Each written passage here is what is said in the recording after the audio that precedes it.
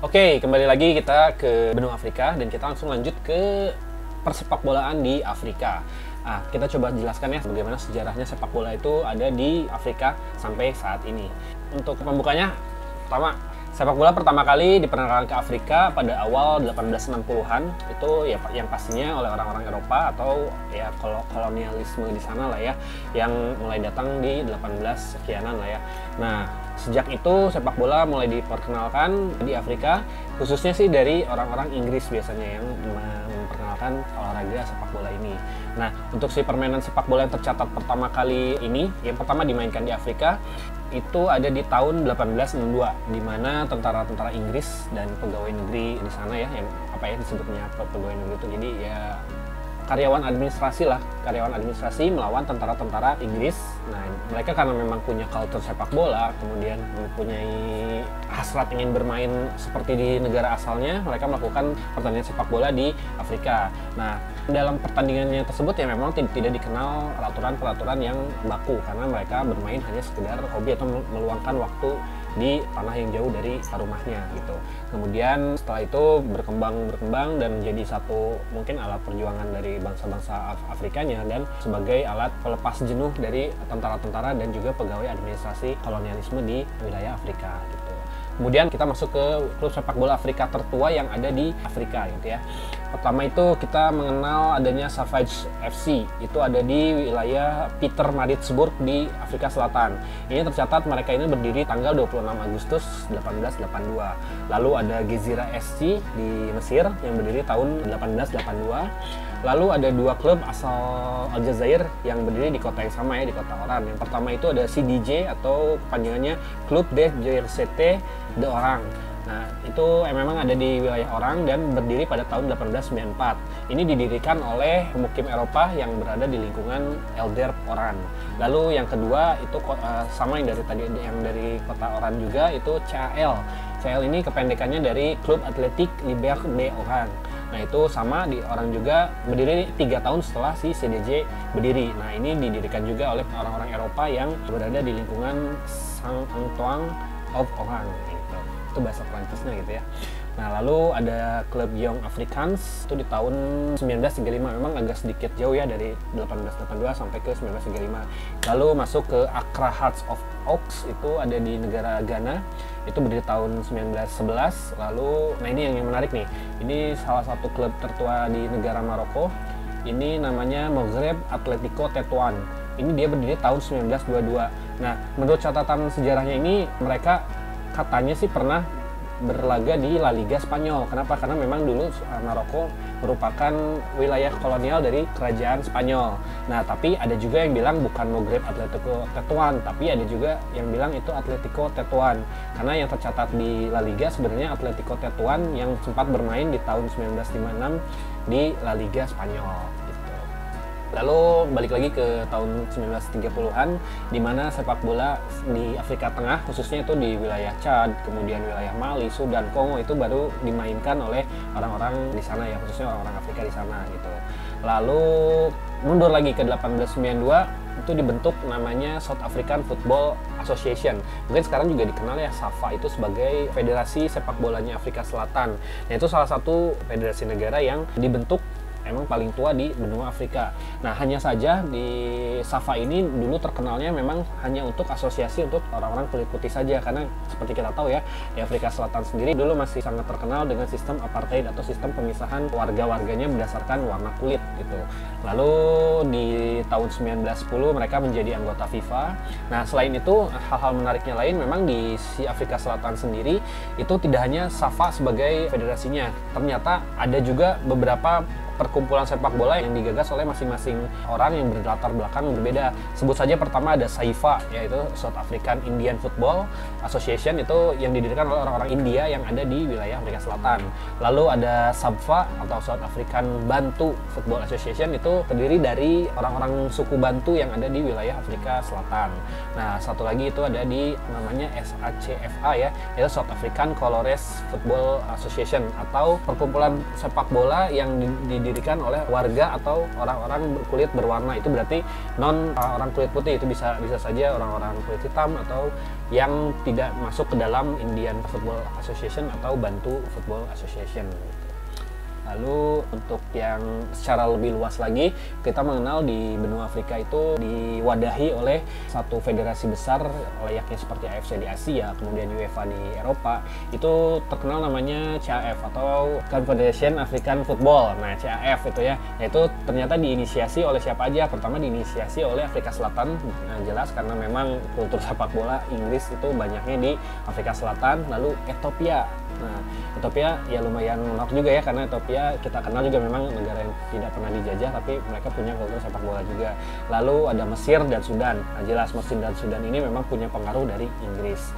Nah, si CAF ini diinisiasi oleh 4 negara ini dan berdiri pada tahun 1956 gitu. Lalu pada tanggal 26 September 61 pada konferensi tahunan FIFA, ternyata Asosiasi Afrika Selatan yang sebelumnya pernah berdiri dan bergabung dengan FIFA ternyata disuspend oleh FIFA. Kenapa ya? Karena itu, karena mereka memberlakukan atau pemerintahnya memberlakukan sistem apartheid di negara Afrika Selatan gitu.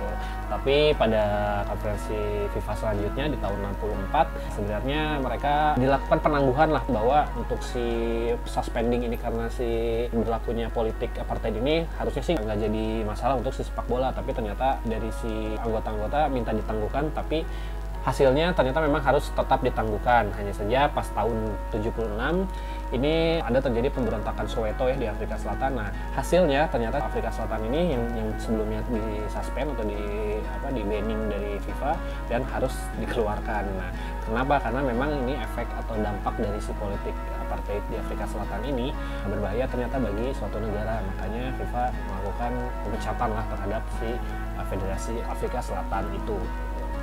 Lalu setelah berjalannya waktu di tahun 92, setelah si politik apartheid ini dihapuskan oleh presiden mereka Nelson Mandela, nah Afrika Selatan ini mulai masuk lagi ke FIFA dan mereka diterima dengan baik oleh si FIFA dan mulai dilakukan pertandingan persahabatan atau pertandingan pertama Afrika Selatan sebagai anggota dari FIFA itu di tahun 92. Jadi setelah dikeluarkan di tahun 76, 16 tahun kemudian mereka masuk ke FIFA dan mereka boleh melakukan pertandingan internasional lagi.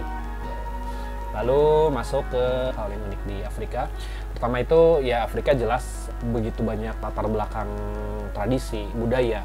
Kemudian ya kliniknya juga mungkin ada juga ya, karena kalau kita lihat atau kita nonton, kita dengarkan, kalau apa sih yang paling terkenal dari si sepak bola Afrika itu kalau tidak masalah perdukunannya atau mantra-mantra, kemudian melakukan atau ada barang-barang yang aneh ada di gawang. Nah itu sebenarnya masih banyak cerita-cerita itu di liga-liga lokalnya ya, liga-liga lokal, karena ada beberapa yang di beberapa footage lah ya, footage di YouTube membawa bahwa si Afrika ini ada yang tidak kebobolan karena ada dukun-dukun lah di si sekitar stadionnya. Begitu si dukunnya diketahui malah jadi kebobolan. Nah itu mungkin beberapa catatan unik lah ya sepak bola di Afrika, dan mungkin di Indonesia juga mungkin ada gitu ya, cuman ya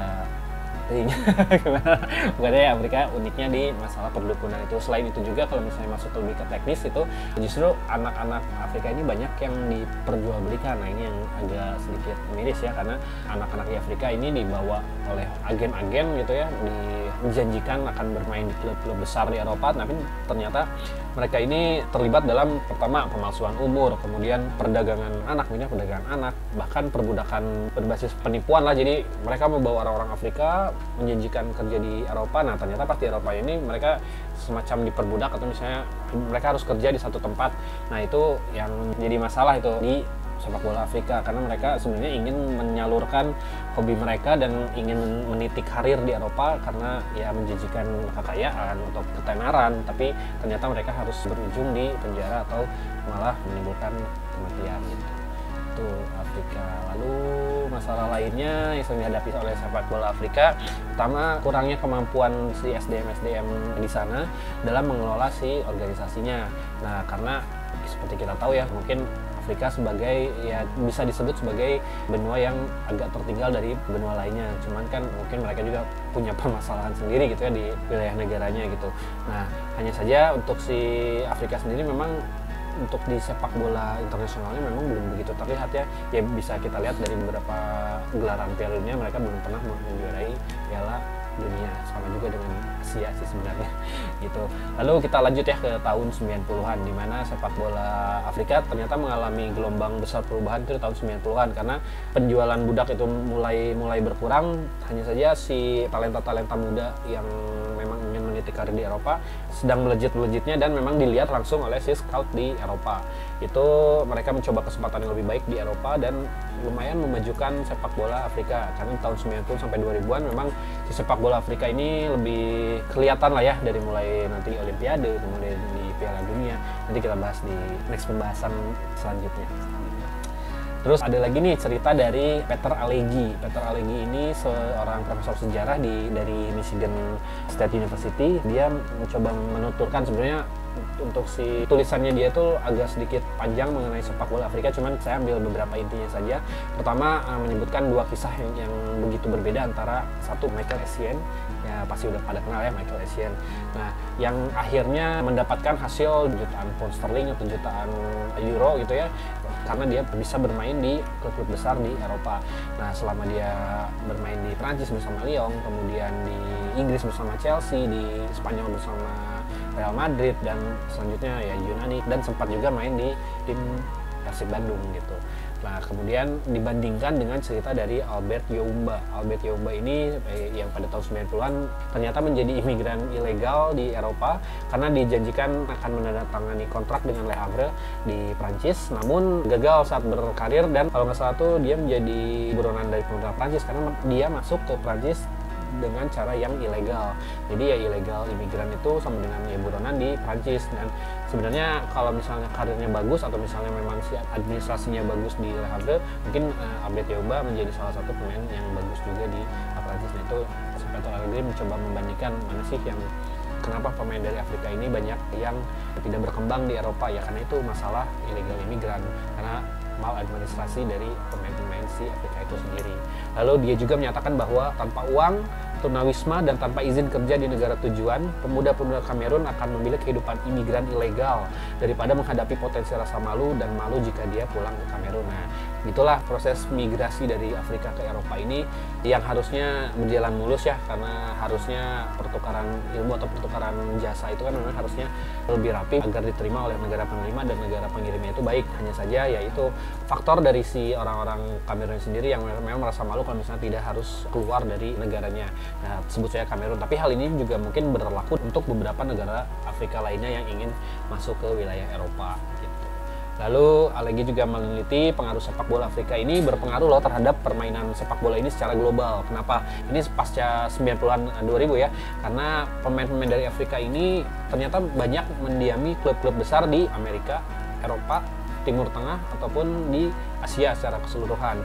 Karena gaya bermain pemain Afrika ini ya memang terkenal sangat ngotot, fisiknya edan lah ya, fisiknya prima, fisiknya kuat, lari juga kuat, ya kondisinya juga selalu fresh gitu ya kalau misalnya lihat pemain-pemain Afrika ini bermain di lapangan sepak bola. Kemudian rasa ingin maju dari mereka juga sangat kuat gitu di beberapa belahan dunia dalam hal sepak bola gitu. Karena si Peter Alegi juga mencontohkan bahwa orang yang paling sukses yang lahir dari tanah Afrika itu siapa sih? Dia menyebutkan bahwa yang paling terbaik itu ya Eusebio da Silva. Nah, Eusebio ini memang jadi legendanya Portugal walaupun dia belum pernah mengangkat Piala Dunia ya. Tapi dia menjadi bintang besar lah di Benfica tahun 60-an.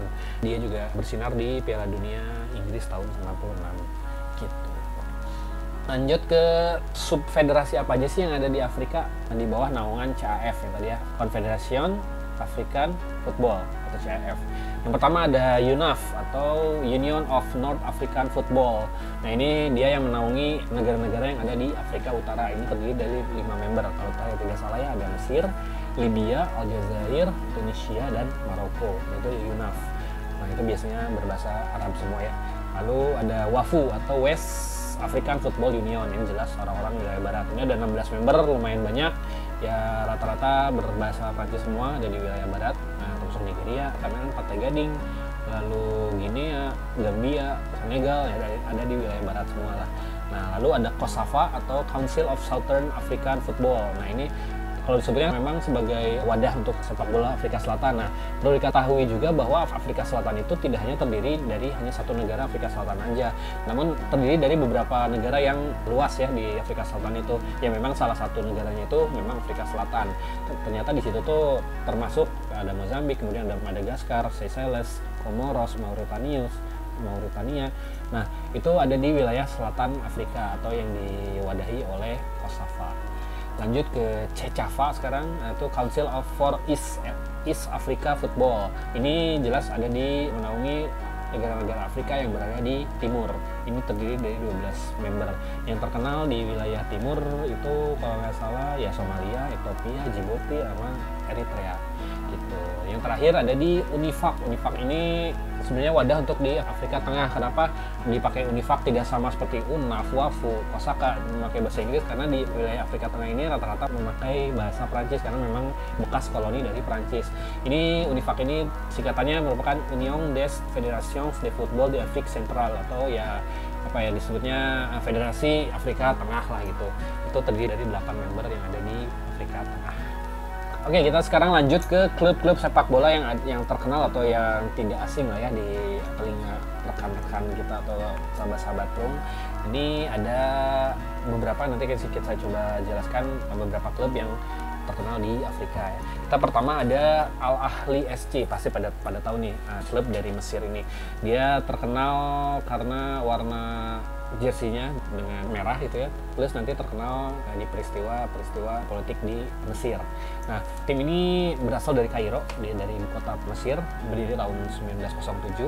Kemudian ini merupakan salah satu klub tersukses di Afrika juga karena mereka berhasil memenangkan beberapa piala Afrika ya, piala Champions Afrika lah. Kemudian julukannya sendiri seperti saya bilang tadi, karena dia memakai jersey merah, dia berjuluk El Maref El Ahmar atau disebut The Red Giant atau raksasa merah gitu ya. Lalu dia mempunyai derby yang sangat terkenal di Mesir dengan Zamalek. Nah, ini disebut Cairo Derby. Ini sejak lumayan lama nih, sejak 1917, karena Al Ahly sendiri memang berdiri tahun 1907 ya. Sudah lumayan lama juga nih si derby Cairo ini. Lalu ultras yang terkenalnya apa? Ultras Ahlawi. Nah, ini lumayan nih kalau misalnya lihat footage-nya tentang Al Ahly, lumayan ultras juga bagus untuk si masalah koreo, kemudian semangatnya juga gitu. Terkenalnya juga dengan si lagunya ya, lagu-lagu resmi klubnya itu namanya Rise Al Ahly atau Wake Up atau apa ya, Bangun Al Ahly gitu ya. Ini ternyata terinspirasi dari revolusi Mesir tahun 1919, di mana dia mengadopsi dari lagunya Rise Egyptian yang dinyanyikan pada revolusi Mesir di tahun 1919 itu. Nah, kemudian ada juga cerita waktu revolusi Mesir 2011 yang dimana harus menurunkan diktatornya Hosni Mubarak dulu. Itu ultras Ahlawi ini mengambil bagian besar lah ya, atau mengambil peran besar dalam menjatuhkan diktator Mesir Hosni Mubarak. Terus ada juga tragedi yang ditimpa oleh supporter dari Al Ahly, yaitu tragedi Port Said kalau tahu ya. Ini merupakan tragedi sepak bola ya, tragedi sepak bola di mana kejadiannya sih terjadi di Port Said. Port Said ini satu kota di dekat terusan Suez di wilayah utara gitu, di wilayah utara, memang sedang melawan Al Masry. Al Masry ini klub dari kota Port Said. Untuk si kronologis sendiri sih, si Ultras Al Ahly yang memang bertandang ke Port Said ini diserang oleh Ultras Al Masry di stadion. Nah, ini penyerangannya nanti lihat di footage, memang ya mengerikan lah ya gimana diserang oleh tim tuan rumah gitu ya. Kemudian mengakibatkan 72 orang meninggal dari Ultras Al Ahly. Nah, ternyata setelah diselidiki memang di situ ada isu politik di baliknya itu. Kenapa? Karena Ultras Ahlawi sendiri yang sangat kontra dengan Hosni Mubarak, sementara si pendukung dari Port Said sendiri atau si Al Masry ini merupakan pendukung dari Hosni Mubarak. Nah, itu miris ya, karena pandangan politik dari dua supporter ini yang berseberangan malah menjadi trigger terjadinya kerusuhan di Port Said dan mengakibatkan 72 orang meninggal dunia. Lanjut ke klub El Zamalek dari sama-sama dari Mesir gitu ya. El Zamalek ini berdiri di kota Giza di Mesir, jelas karena dia berdiri tahun 1911, salah satu klub tertua juga. Yang unik ini dia memang berbasis di Giza, hanya saja untuk si home base-nya dia ada di Cairo International Stadium atau di ibu kota justru gitu ya. Nah, mereka lumayan bisa dibanggakan lah ya untuk di trofi-trofinya yang dia menangkan, karena dia udah pernah juara Piala Mesir, Liga Mesir, kemudian Liga CAF-nya juga pernah menang, Super CAF-nya juga pernah menang, dan Piala Afrika juga sudah menang. Nah, yang terkenal dari ini sih ya tragedi Stadion Helmi Zamora tahun 1974. Ini tercatat 48 orang tewas karena terinjak-injak pada pertandingan persahabatan melawan klub Ceko Dukla Praha di Stadion Helmi Zamora pada tahun 1974. Kemudian ada juga tragedi 30 Juni 2015, ini disebutnya sebagai kebrutalan dari aparat keamanan kali ya. Karena di sini ada 20 pendukung yang dibunuh oleh aparat keamanan di Stadion 30 Juni Kairo, dan hal ini juga diangkat oleh fans-fansnya Zamalek sebagai 20 martir lah ya, untuk sebagai pengingat bahwa telah terjadi kekerasan di stadion oleh para pemain. Itu untuk El Zamalek. Lalu kita berangkat ke wilayah barat atau ke negara paling barat di Afrika. Ini disebut klub Raja Casablanca. Nah, Raja Casablanca ini lumayan bagus juga untuk culture si supporternya atau ultrasnya. Saya coba terangkan di sini, si Raja Casablanca ini merupakan salah satu klub tersukses juga di Maroko, di mana mereka bisa meraih kesuksesan ini memang dalam waktu yang singkat karena mereka baru berdiri pada tahun 49, tidak seperti halnya klub-klub lainnya yang berdiri di awal-awal 1900-an gitu ya. Jadi merupakan salah satu klub termuda di Afrika, dan mereka bisa mendapatkan beberapa gelar lah di negara Marokonya. Lalu fakta yang unik ini, nama raja atau raha, mungkinnya raha atau raja, karena bahasa Prancis atau bahasa Spanyol dan Prancis sebenarnya di Maroko ini disebut raja, ternyata bukan raja king di sini ya. Ternyata raja itu diambil dari bahasa Arab yang berarti harapan. Jadi harapan Casablanca atau Raja Casablanca. Ini bermarkas di Stadion Stade Mohammed V yang merupakan raja dari Maroko. Kemudian salah satu fan on base club yang diprokrasi oleh para pendukungnya, dan para fans ini memiliki klub dari si Raja Casablanca ini gitu. Lalu klub Raja Casablanca juga merupakan salah satu klub yang belum pernah terdegradasi di Liga Maroko ya, bersama dengan si Wydad Casablanca. Nah, Wydad Casablanca nanti saya bahas selanjutnya. Ini memiliki derby Casablanca dengan Raja Casablanca. Jadi raja dengan Wydad itu disebut Casablanca derby gitu. Lalu selain di Casablanca juga memang ternyata banyak klub, dan masing-masing juga mempunyai derbynya sendiri. Malah untuk kenapa disebut Casablanca derby itu untuk antara raja dan si Wydad, karena El Clasico-nya sendiri ternyata Raja Casablanca harus berhadapan dengan ASFAR atau ASFAR, kependekan dari Association Sportive des Forces Armées Royales atau ya tentara kerajaan Maroko. Nah, ini salah satu klub milik tentara kerajaannya yang berbasis di kota Casablanca. Nah, itu untuk El Clasico-nya, sedangkan untuk si Casablanca derby-nya dengan Wydad Casablanca. Lalu klub Raja Casablanca ini dan yang tadi Zamalek merupakan dua klub sukses di Afrika. Nah, untuk julukannya dari si Raja Casablanca ini disebut The Green Eagles atau elang hijau ya, karena memang si jersey-nya sendiri berwarna hijau. Lalu yang unik juga untuk si klub ini, mereka menjadi tim pertama yang mengambil bagian di Piala Dunia antar klub yang digelar tahun 2013 itu di wilayah Timur Tengah kalau salah tuh. Nah, itu si Raja Casablanca. Oke, lanjut ke tetangganya dari Raja Casablanca ya, Wydad Casablanca. Wydad Casablanca ini berdiri dengan nama Wydad Athletic Club yang berdiri tahun 1937. Julukannya Al-Qala Al-Hamra atau Red Castle atau Istana Merah, karena memang bajunya merah, tidak seperti raja yang warna hijau ya.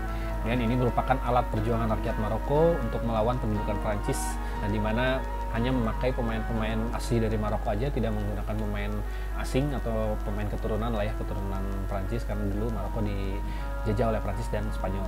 Lalu pernah cerita bahwa dulu para pemain dari si Wydad Casablanca ini pernah menolak bermain di Aljazair. Karena apa? Karena pada saat pertandingan nggak ada bendera Maroko di stadion gitu ya, cuman ada bendera Prancis aja gitu. Nah, kenapa mereka protes? Karena ya Maroko bukan bagian dari Prancis, dan Maroko itu merupakan negara yang merdeka sendiri gitu. Jadi mereka menolak main, sampai akhirnya panitia mulai luluh gitu ya, dan menaikkan bendera Maroko dan mereka bermain gitu.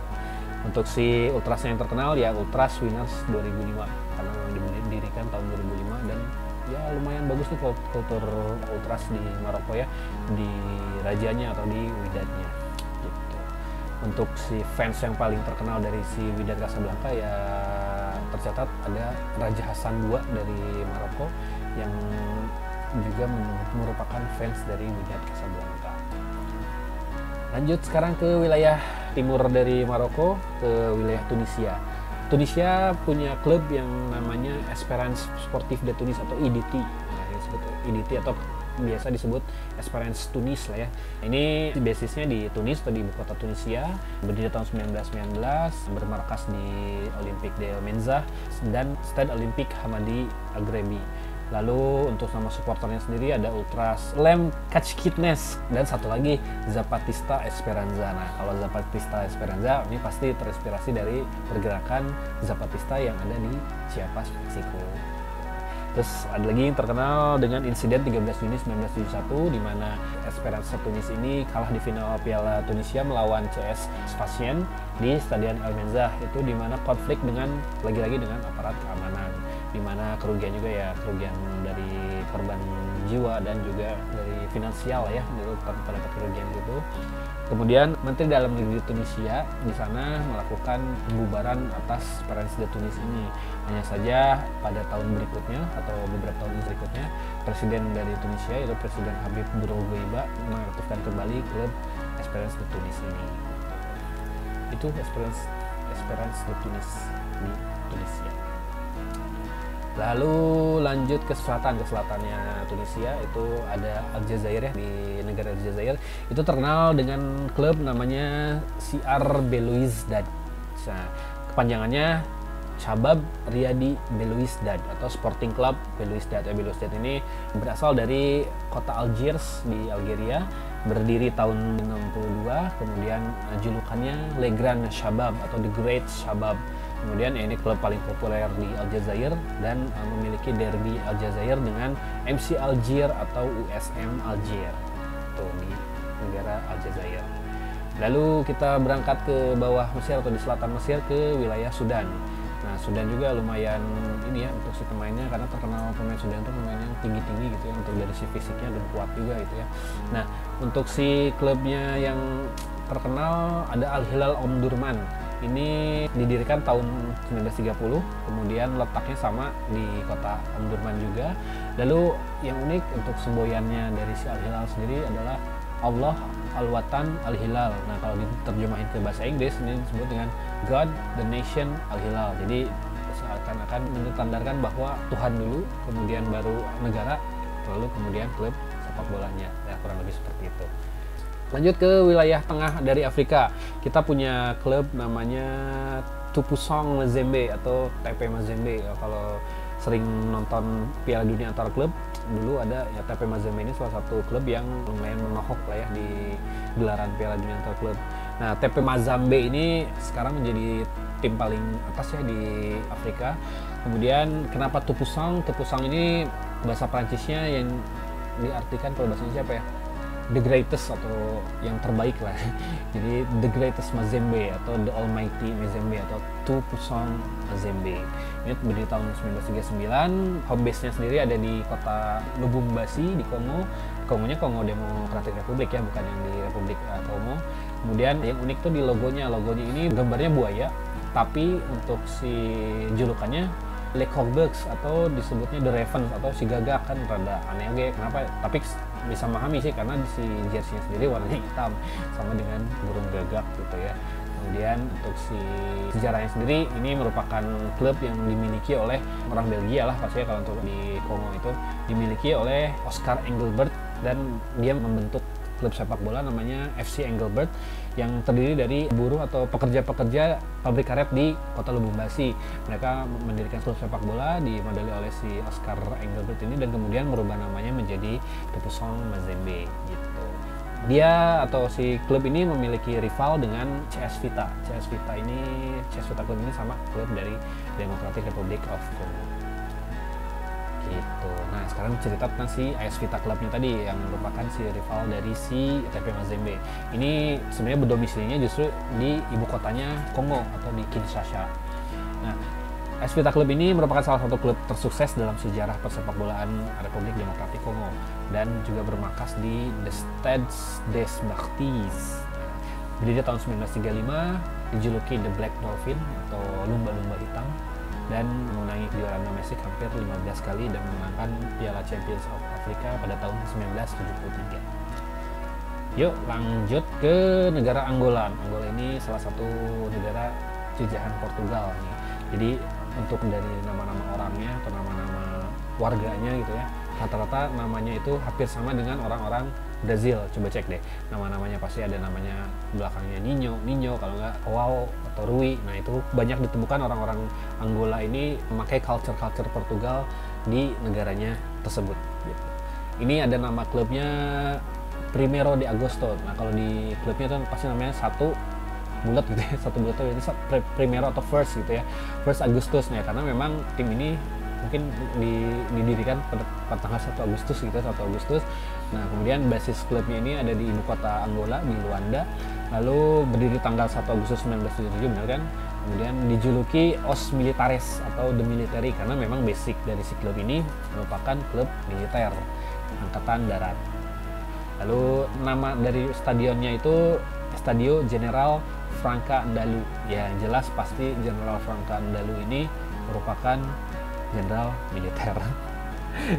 Dan ini merupakan salah satu klub tersukses juga di Angola dan punya rivalnya itu namanya Primeiro de Mayo atau First May.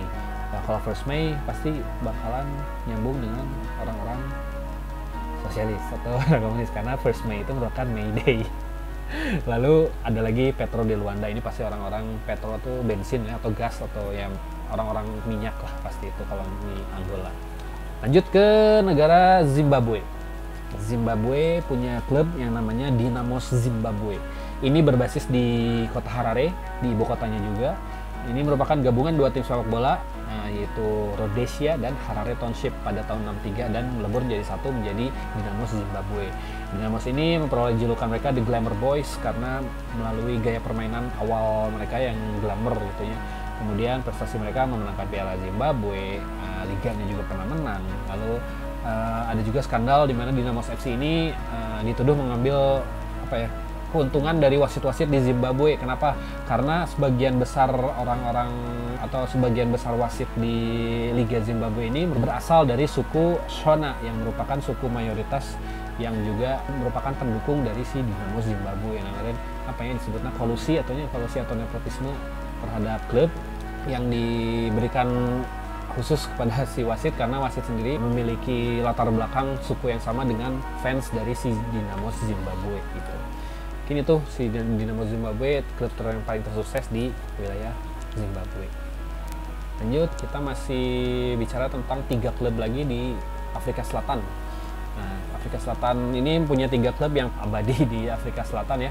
Yang pertama kita sebut Kaizer Chiefs di Afrika Selatan. Nah, Kaizer Chiefs ini asalnya dari Johannesburg karena kita tahu Afrika Selatan tuh mempunyai 3 ibu kota maksudnya. Johannesburg, Pretoria, sama satu lagi Cape Town. Nah dari 3 ini yang mewakili si Johannesburg itu diwakili oleh si Kaizer Chiefs. Ini berbasis di Naturena. Kemudian julukannya sendiri Amakoshi atau berarti chief atau leader atau pemimpin lah ya dalam bahasa Zulu itu. Amakoshi itu ya artinya itu pemimpin atau chiefs ya karena nama klubnya sendiri yang merupakan Kaizer Chiefs gitu. Kemudian si Kaizer Chiefs juga pernah dilarang sama CAF untuk berkompetisi di di Afrikanya ya. Karena mereka pernah menarik diri pada gelaran Piala Konfederasi CAF pada tahun 2005. Jadi mereka semacam di-ban lah oleh CAF, tidak boleh main di level Afrika gitu. Lalu si nama Kaizer Chiefs ini juga pernah menginspirasi band indie rock Britpop Inggris asal Leeds. Ini dinamai Kaizer Chiefs karena personil dari Kaizer Chiefs ini memang pendukung Leeds, di mana Leeds waktu itu dipimpin oleh kaptennya Lucas Radebe. Lucas Radebe ini memang legendnya dari si Afrika Selatan dan juga dari si Kaizer Chiefs. Makanya si band Kaizer Chiefs ini dibentuk berdasarkan nama dari kapten Leeds waktu itu Lucas Radebe yang memiliki julukan yang sama juga, si Chiefs gitu ya. The Chiefs Radebe. Lalu memiliki derby juga, derbynya disebut Derby Soweto dengan Orlando Pirates. yang merupakan ya salah satu pertandingan paling sengit lah ya di Afrika Selatan dengan si Orlando Pirates ini gitu. Nah, lanjut kita bicara tentang Orlando Pirates-nya juga. Orlando Pirates ini sebenarnya ini sama berbasisnya di Johannesburg ya, karena dia memiliki derby yang tadi saya sebutkan, derby Soweto dengan Kaizer Chiefs. Merupakan salah satu klub sepak bola tertua di Afrika Selatan. Mereka berdiri tahun 1937, lalu bermarkas di Orlando Stadium. Nah, julukannya ini yang lumayan rada sulit nih, namanya Amabaka-Baka atau Amabaka-Baka atau bahasa Inggrisnya The Buccaneers. Buccaneers teh bajak laut atau pirates lah gitu ya. Kenapa? Karena ya memang lambangnya juga seperti bajak laut, karena ada tengkorak atau Jolly Rogers itu. Kemudian pendiri si Orlando Pirates ini merupakan keturunan dari pekerja migran yang pindah dari pedesaan untuk bekerja di tambang emas Gauteng, karena di daerah Gauteng itu memang banyak tambang emas. Nah, mereka berangkat ke sana dan para pekerja ini mendirikan klub sepak bola bernama Orlando Pirates. Satu lagi terakhir klub Afrika yang lumayan terkenal yaitu Mamelodi Sundowns. Nah, Mamelodi Sundowns ini berasal dari Mamelodi di wilayah Pretoria yang tadi saya sebutkan, salah satu ibu kota dari Afrika Selatan. Nah, Sundowns ini dimiliki oleh raja bisnis Afrika Selatan, namanya Patrice Motsepe, dan merupakan salah satu klub yang paling berharga lah karena memiliki valuasi nilai klub yang tinggi juga berdasarkan nilai pasar saat ini lah ya. Kemudian berjuluk The Brazilian. Kenapa The Brazilian? Karena si seragamnya sendiri mirip dengan timnas Brazil, warnanya kuning, kemudian celananya hijau, kalau saya hijau, ya kuning ya, hampir sama kayak timnas Afrika Selatan juga ya, kuning hijau lah gitu. Kemudian pernah dilatih oleh legenda sepak bola Bulgaria itu Hristo Stoichkov pada tahun 2010 dan juga legenda Belanda Johan Neeskens tahun 2011. Nah, ini menjalin the big three dari Afrika Selatan yang disebut the big three yang tidak pernah degradasi atau selalu bergantian juaranya antara Orlando Pirates, kemudian Kaizer Chiefs, dan Mamelodi Sundowns. Itu terkait klub sepak bola di Afrika. Oke, saya mau mengumumkan siapa pemenang kuis dari part 1 kemarin ya, yang dimana pertanyaannya itu siapakah raja yang memiliki kekayaan terkaya pada zaman itu ya, dan mengakibatkan salah satu negara mengalami inflasi gitu ya. Ya betul, jawabannya itu Raja Mansa Musa. Nah, untuk pemenang kuis kali ini saya coba pilih si pemenangnya lah ya. Itu kalau dari jawabannya sih yang paling mendekati atau paling lengkap itu jatuh ke Erwin Gunawan. Nah, ini lumayan nih, jawabannya lumayan panjang dan ada beberapa fakta yang ditampilkan juga di komentarnya. Nah, selamat untuk Erwin Gunawan, kamu mendapatkan merchandise menarik dari Prung. Terima kasih untuk partisipasinya, sampai jumpa di kuis selanjutnya.